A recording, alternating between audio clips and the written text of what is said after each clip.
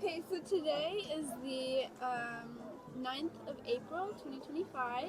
Me and Leonard are joined today by, if you want to say your name. Hi, I'm Elion. Nice to meet you both. And so today we just wanted to discuss your experience, I guess, kind of experience in the war, in the 99 Kosovo War. And I guess the first question that we wanted to start off with is where you're from, what your family was like or is like, and just your childhood experience back home. Yeah, maybe just a short Yeah. autobiography of your time during the war. Okay, I'm Elion. I'm 27, and I was raised in Peja in the west of Kosovo. It's a really beautiful city, which was heavily damaged during the War of Kosovo. So my memories as a child were like not the most beautiful ones because I've seen destroyed houses, burnt houses, and for me, like it was like normal to see this kind of places. I mean, like after the, the war in Kosovo, I was really young. I was only uh, a year and a half when the war happened in Kosovo, and then almost two when we came back. So luckily, it's not that I have lots of memories of the war time, but of course that I do have memories after the war. Like, and I know what I've seen, like a destroyed city that was rebuilding everything, because Peja was damaged up to 70%, which is quite a lot. And lately, I lived in Poland. I was studying there for my second master's in European Studies, and I was visiting places that were destroyed also during the war, like Warsaw, where I live, was completely destroyed during the war, and I kind of felt connected to the story of Warsaw, to my city's story, like to Peja's story, also Wrocław when I was for the first time in Poland. So I've just seen some connection to that, like what happened to my place at the same time to the place where I was studying, but which was like long ago during the war, like the Second World War. And my childhood was beside that part that was like kind of dark, that you have to see everything getting rebuilt, and which is something not common for children to see destroyed places and to see burnt houses, because also my family was affected, had consequences during the war. Like we lost family members, but at the same time, my grandparents' house was burned. And my grandpa is so sad because he lost also his library. He had like more than 3,000 books. And like we lost so many photos and really, really important stuff there. But also my aunt's houses were like burned. And besides that, I had a happy childhood, I would say. I was raised by two wonderful parents, and I had also a sibling, my sister, and we had a happy childhood generally. So for that, I'm happy because we know what we have experienced. Like we've been in a transitioning process, and it's not easy for a child to be in a transitioning process because you have to see changes, you have to see to feel like closely like what is happening in a place that is kind of being rebuilt. And at the time when I was a child, Kosovo was not even a state. It was just like a territory, like some undefined territory, which was fighting for independence. And then in 2008 we had the independence. So a country which was constructed at the time.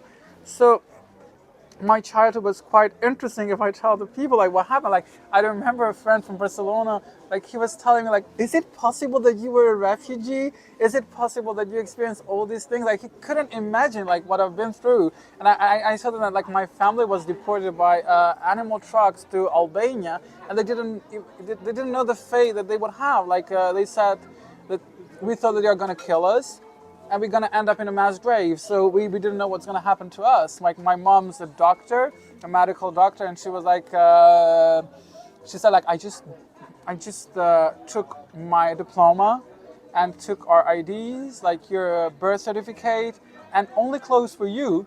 but she was hiding like the diploma and the IDs and some photos because she said I saw especially movies from Auschwitz or from the Second War or like the war in Bosnia, and she was like, I knew that sometimes they would try to say that you don't have an identity, that you don't exist, so you have to prove that you exist, and she risked of taking the IDs and the passports maybe, and also the diploma, just to say that we exist and we have an identity. But it was it was risky because they were burning the IDs and documents close to the border with Albania. So this is more or less like who I am. Like the war would shape your personality and your identity because I was raised with this post-traumatic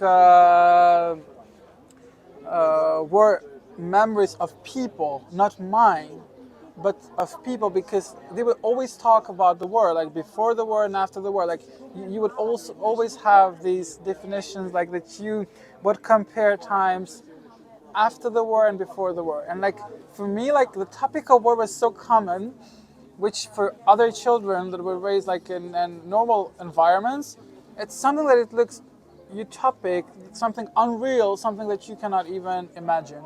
But this is like what's about to be a child of war and post-war, and in a place which was like building its identity from the very beginning. So I recall that you said something about growing up with ruins. Was that growing up with that whole like image of Peja being in ruins? Was that kind of a normal thing? I mean, did you kind of like normalize it? And I'm trying to kind of ask, like, how did that feel being like a kid in ruins? Is that just kind of like a normal everyday thing? Did you kind of assume that every area in like, I don't know how to explain it. Yeah, I get it. The thing is that the picture you have, you see, like even when you see something on TV that is framed in a certain angle, Yeah. you think that this is the reality. And as a child, you would believe that this is the reality everywhere because you see it in your place. And especially if at that time I was not able even to travel, we just came back from Tirana, but I don't have lots of memories from Tirana because I was really young. But like after the war, like I would see ruined places, and I would think that this is the normality, that this is what it's normal at that time, and for me, like this was something that was framed in my mind that this is what it has to be. So I was not. It's not that I was overthinking about it. It was just like what I've seen, what I had, and then luckily things started changing, and the thing was that Peja was getting rebuilt after that, Right. and it was, I would say, a fast procedure, like because now if you go to Peja, what you can see is that you cannot find places that were ruined during the war. Like you don't see memory of the war. Like, and this is something that is sad because you don't really have places where you can recall what happened in '99. So you can see like what this is a huge difference from what was the reality at that time and now. So you kind of wish that they had kept some level of like, I guess, ruins there to kind of keep it into like a remembrance of what happened in here and everything. Yes, yeah, I would really like to have something like that. I know that it might be traumatic for some people to see the ruins and to see what happened, but still, it's better for the memory because it's better if you have some sort of museum or I don't know, just a building that shows what happened there, because it was affected a lot in '99. And then if you see that there's nothing left, and how you will tell people that this is what happened here, only through the photos. And I do remember that I have photos in the ruins of some of the houses in my neighborhood. I like just visiting them and like just taking some photos. Like, I don't know, still it looks unreal when I see these photos of what happened and what I've been through as a child, of this memory of post-war. Yeah, just to connect the question to that, like as you said earlier, your life as a child was kind of different and was abrupted because of the war and because of the ruins in your city. And then my question is, after all, at this moment, would you say you have missed out a lot of your regular childhood, like a normal kid would have a childhood in those ages? Well, it might. This question might be like answered like with a yes and no. It's hard to say because of course like you would see children playing also in this circumstances in this situation like because maybe we were like blocked from having a normal childhood like during the war because we especially like my cousins they had to find a way to restart school and to connect to a new reality in the place that they were refugees. But in my age, I was like a really young, and I was not even going to school, and I was not even going to kindergarten. And for my mom, it was like even hard like to find some people to take care of me because she started even working as a medical doctor in Albania, in Tirana, as a refugee. And after the war, yes, like we used to, I remember we used to play in these houses, in these burnt houses, because two houses were like in that situation for 6 or 7 years in my neighborhood. So I remember playing in these in these houses and as a child, and it looks a bit unreal now if I look back like how this happened. But like I would still say that I had a good childhood with all these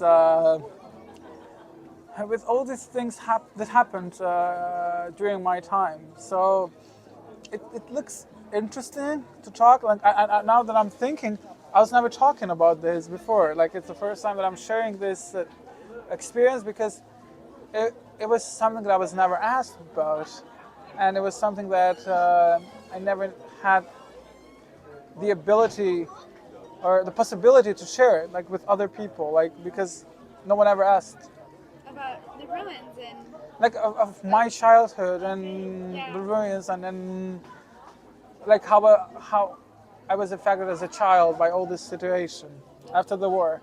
yeah.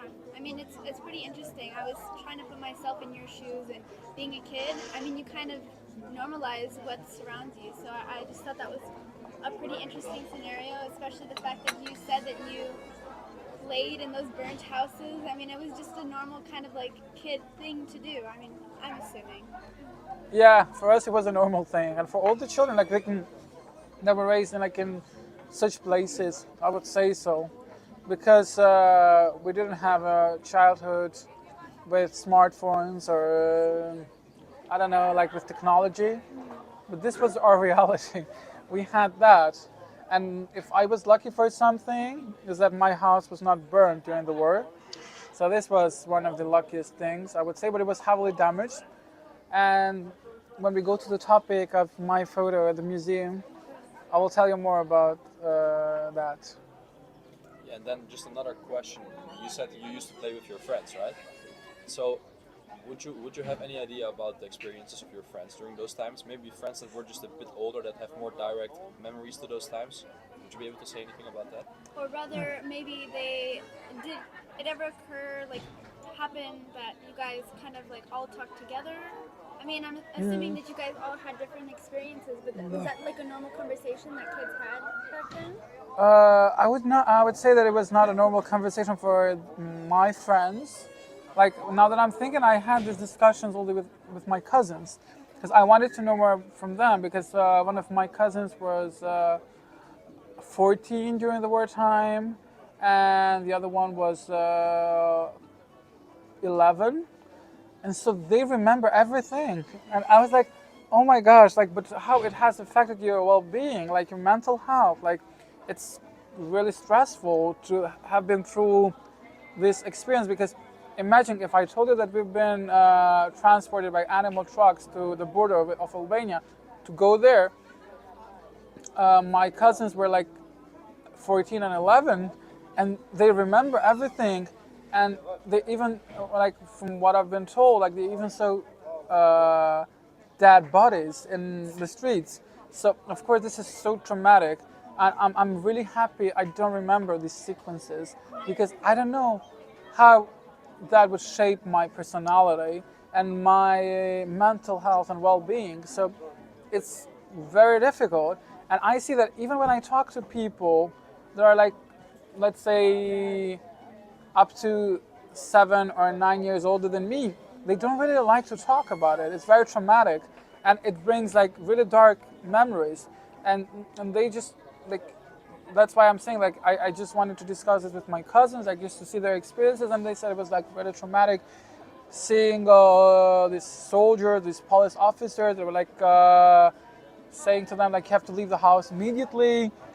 All this trauma is something that affected them, and I would say that for them it was a direct end of childhood. I think that their childhood ended up at that time when they had these experiences. They could try to restart it again from the beginning, but I know that the memories of what happened are going to be there forever. And so you said that you also had a sister. Is it an older sister or younger sister? She's a younger sister, but she was born after the war. So luckily she doesn't have any memories from the war time. So no, she's younger. And do you think that how your parents, like what your parents went through during the war, did that affect how you were raised, or how, did it change them and then affect you in the process at all? I would say that I'm really because maybe my mom was a medical doctor and my dad a pharmacist. Like they were coming from the science, like medical sciences, and for them it was maybe a bit easier to process all this trauma, because my mom even studied the post-traumatic stress disorder after the war. Like she was like studying that, and she even helped people who had issues, because for a time she was also a social worker. So I think sometimes I don't even believe how they could process that well all that trauma, because if that would be me, I don't know how would I process that. So for me, it would have been like a different story, like knowing my personality, knowing my like how emotional I am. But like for my parents, like I would say they managed it really well to not affect us as children of all the trauma they had, like of what happened. But maybe the other thing is that we left quite early, like after NATO bombings, we left like 3 days after that. Okay. So it's not that we had, like that my family had a long story of trauma, because we left early. But still, like when I see that one of my mom's aunts like stayed in Kosovo for 2 months during the war, she is traumatized at what happened.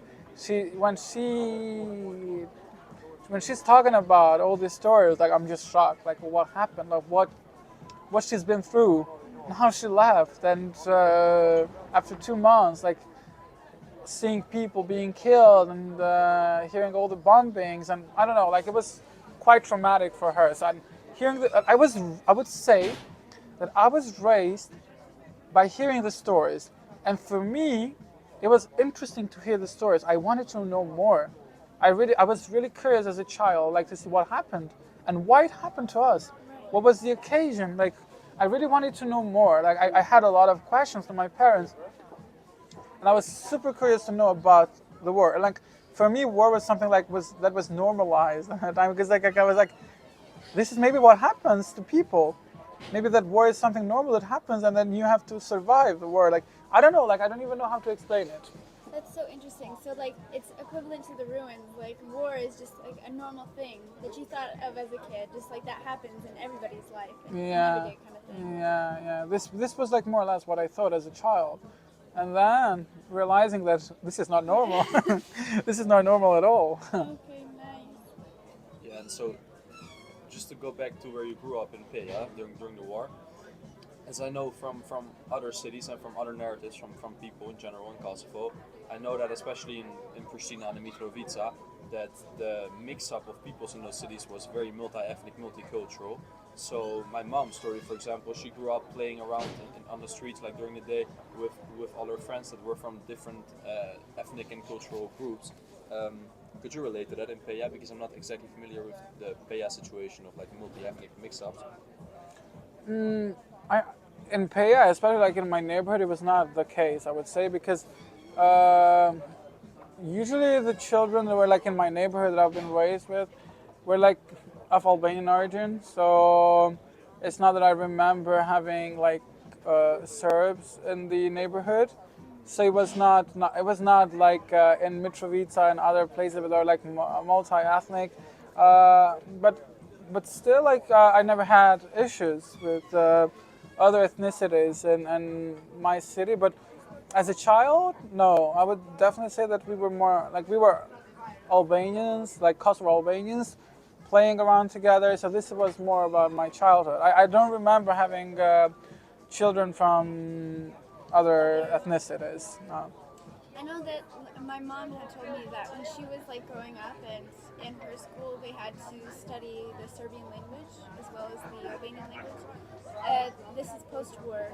Did you have to like study any of that? No. Did Never. they bring up the war in school, like in history class yet, or was it still too fresh for them to bring up? We had some classes, but not that much. Like 2 or 3 lessons about it, but like really, I don't remember like that we talked a lot about it. No, I think it was in the history class, like maybe 7th or 8th grade.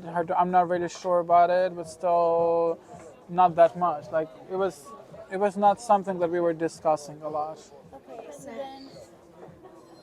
so then you did say that you didn't have like a kindergarten kind of experience. Like you were late into going into school, primary school, right? I haven't been to to kindergarten like during the war, but like after the war, yes, I've been to a kindergarten. I had that experience of being. So it wasn't because of like the ruins and them continuously to slowly build up the village or Peja again. It was more of like just because of the war you couldn't go into kindergarten yet. And I don't remember exactly when it was reestablished after the war, but like I remember that I was in a kindergarten. I think it was like back in 2000s. So yeah, I was in the kindergarten, but like only during the wartime. Like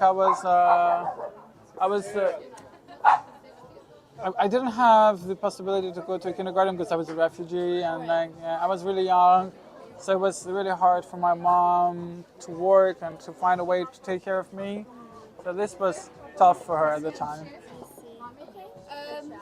When we try to start talking about the picture, can you like explain to us what exactly the picture is?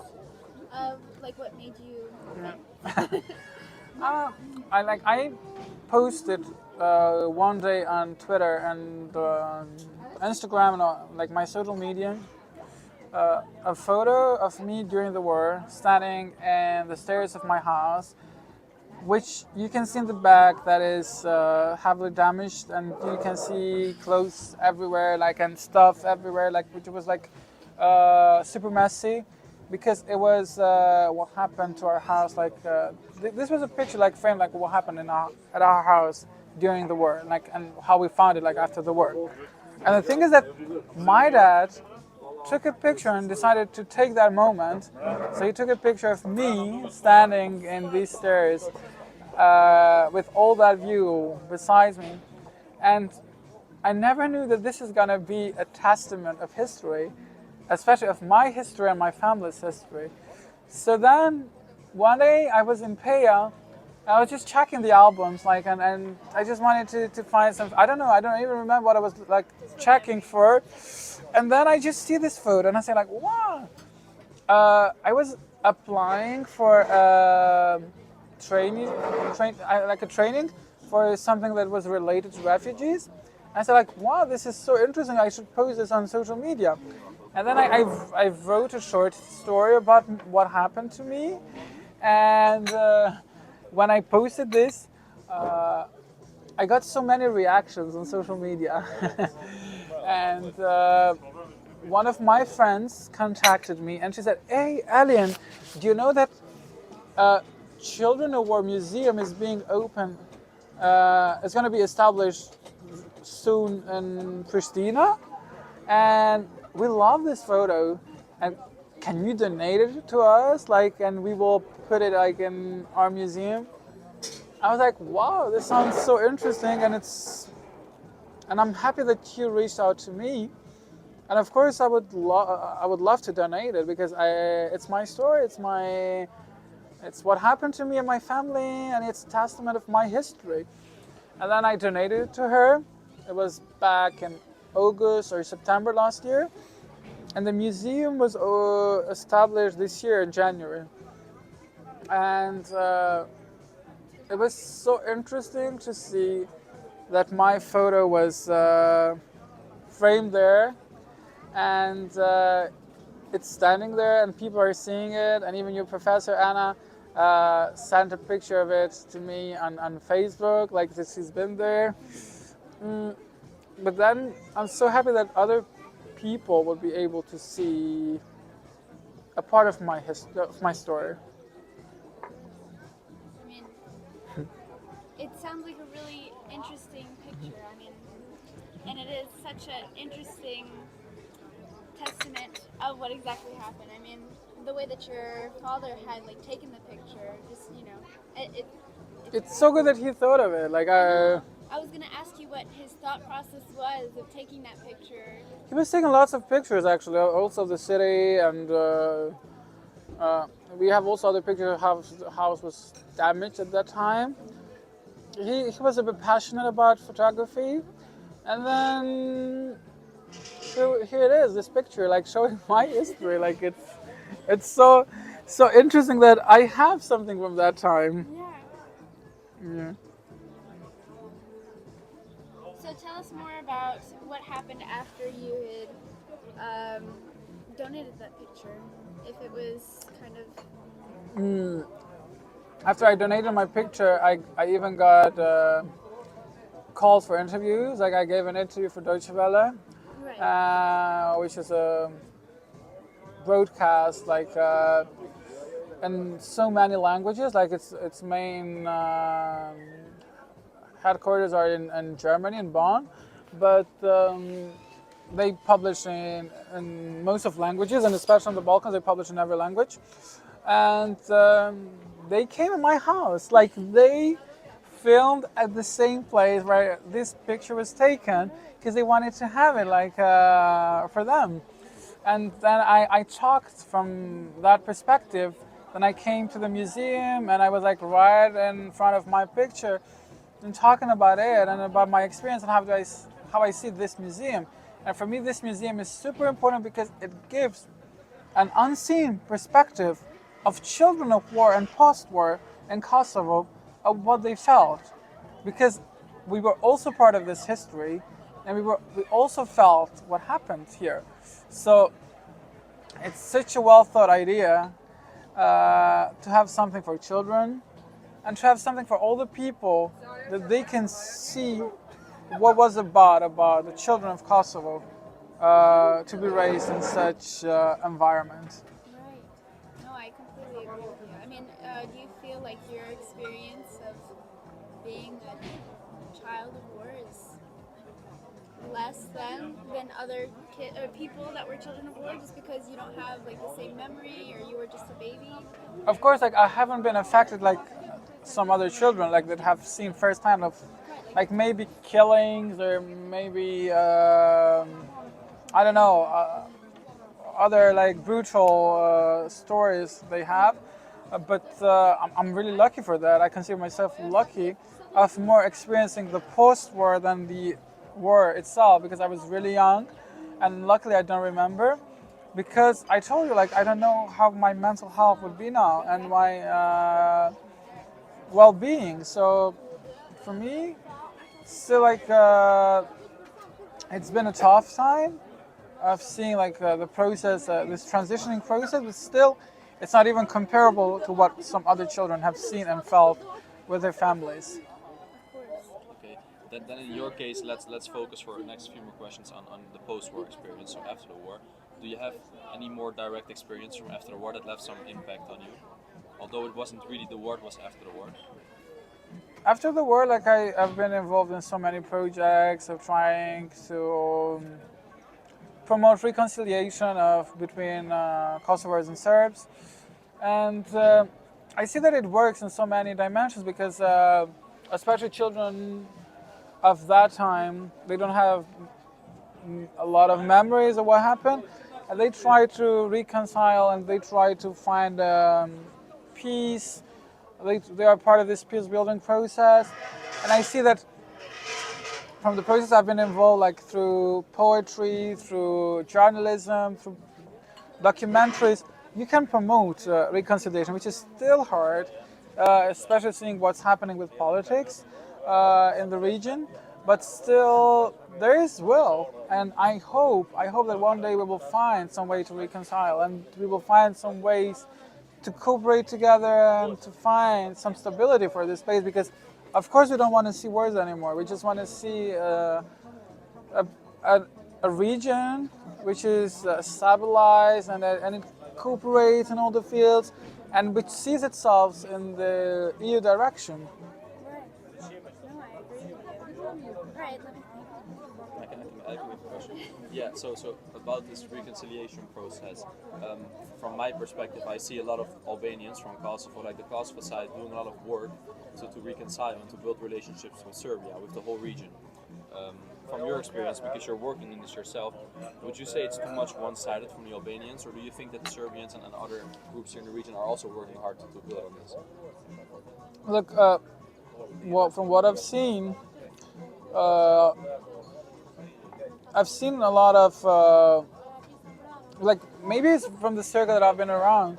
I've seen that there is willingness to support each other, but there are still issues, especially for some youngsters that they say that, especially in Serbia, they say that they still don't want to see or they don't want to accept a Kosovo that is independent.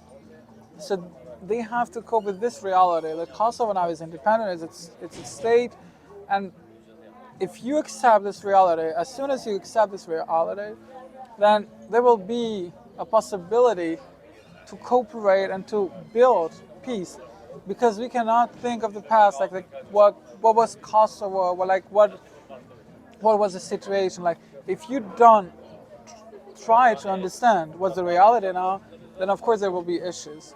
But as long as you accept the reality that we have now, then it's going to be much easier to cooperate and to build a peace together. And this is like, I think this should be the outcome, the goal of we should have as a region, and especially as Kosovo and Serbia. I mean, do you think that there is any possible chance of there being like any ounce of acceptance from people in Serbia? Any Well, chance? I hope. I cannot say like I'm not Nostradamus like to to say that this is gonna happen in such a time, but I really hope. I would like to be hopeful for the sake of this region, because if something like this is not gonna happen, then of course like it's gonna be stressful for our future. Like we don't know what's gonna happen next with all the because also geopolitics changes and things might move, but still, I really hope for a cooperation between us, and I really hope that we will find some solution to what we have right now. Yeah, and then to get to such a solution, would you say like sharing your own story as a kid or you are and other people sharing their story more broadly, would you say that helps toward building reconciliation and relationship? Of course, it helps, because what I've seen is that sometimes in Serbia or like other places are not informed of what happened. There's lack of information, and if you have this information, if you see that this happened, you are like getting informed, then this is gonna help, because the literacy of media literacy on this occasion really helps in making this issue even bigger. So that's why for me it's super important if people are informed. First, learn what happened and then judge. So this is what I would say. That's a great point. Any final questions? Yeah, maybe just one more thing. Like as we just concluded, it's very helpful for whatever reason, reconciliation, the rebuilding of relationships, for people to share their stories, especially kids during the war. However, as we also know, like we're having difficulty to find people to talk to us about their experience as a child in the war. What would you say to those people that haven't shared anything yet, that might want to share their things? Well, if they want to share what they have to, uh, there are possibilities. There are lots of media outlets, researchers, and I think there's space for all of them. But if people don't want to share of what happened to them, I would also respect that because it's really personal. Most of the times, it's personal story, and not everyone wants to say it out loud because some people might heal that way of not talking ever again about it. I don't know, like there are different perspectives, different angles, and each one has a different story. And I'm not in their shoes to know what had happened to them. But I would respect the decision of people. If they think this is okay, it's totally fine for me. But still, I think that getting informed of what happened, it's one of the ways how we can have a solution. So this is really important for me.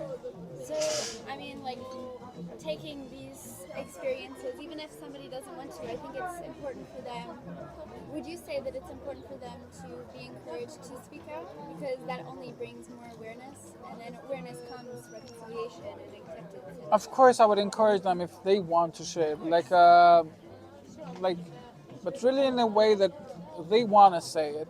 But if they don't feel like saying it, it's still okay, because we have now a lot of stories that have been told. We have a lot of documents, a lot of research that have, like in this field. But still, it's personal, and I would really not judge on that.